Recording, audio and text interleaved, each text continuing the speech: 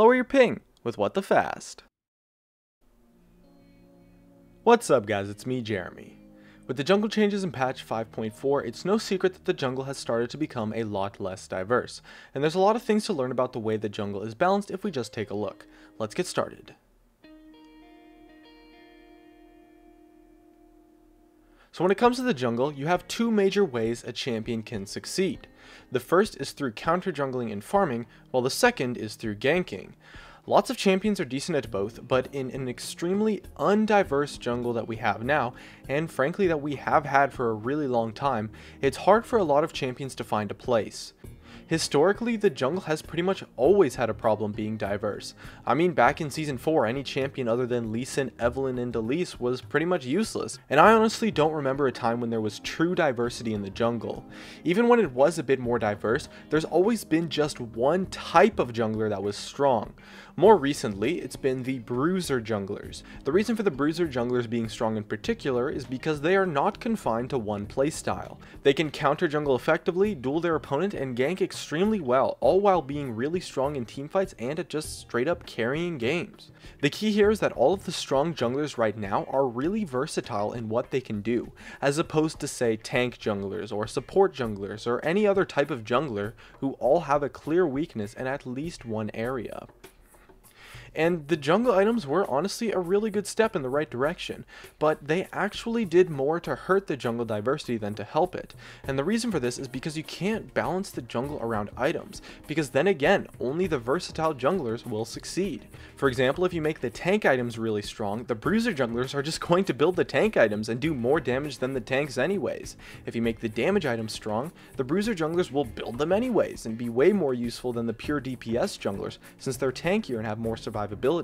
Is actually the dynamic build paths and diverse playstyle that occurs that causes the jungle to not be diverse, because any champion that cannot play that diverse role or have that dynamic build path will not be able to succeed, because any champion that can play the diverse role and build in the dynamic way can build and play in a way to maximize their champion's advantage based on the weakness that the less versatile jungler has.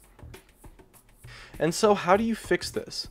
Well, the problem is that anything you do to buff the weaker junglers will be a reasonable buff to any of the already really strong junglers. And you can't just buff the champions, because then people aren't going to play them in the jungle. They'll put them in a solo lane if they actually become strong in their own right. And you can't just nerf every single viable jungler in the game, because jungle already has somewhat of a tough time making an impact on games sometimes, that is just going to become a really stagnant role if you take away that versatility that makes junglers so strong. So versatile junglers are here to stay and will always be the key mark of a strong champion in the jungle. There's no doubt about that. And the point here is that balancing the jungle is just insanely difficult, and honestly kind of impossible to balance in a diverse way without making radical changes to either the jungle itself or to all of the champions. Even if they make the jungle camps weaker, it doesn't actually do that much to help the weaknesses of the unviable junglers. The same problems are going to stay. The versatile junglers get stronger and you'll still be able to completely shut out the other junglers due to their weaknesses. So to be completely honest with you, I honestly can't really think of a way to bring up the unviable junglers right now without just straight up buffing all of them, which again is a problem because people won't play them in the jungle. It's going to be really interesting to see what Riot tries out, but everything just seems like it's going to help the junglers that are already strong enough to keep them on that top level due to their versatile playstyle. So to be completely honest, the jungle might just be straight up doomed in terms of true diversity for a pretty long time, barring any major changes, of course. However, there are at least a few small things that can be done to help, as seen by the changes on the PBE right now, and Riot is definitely trying.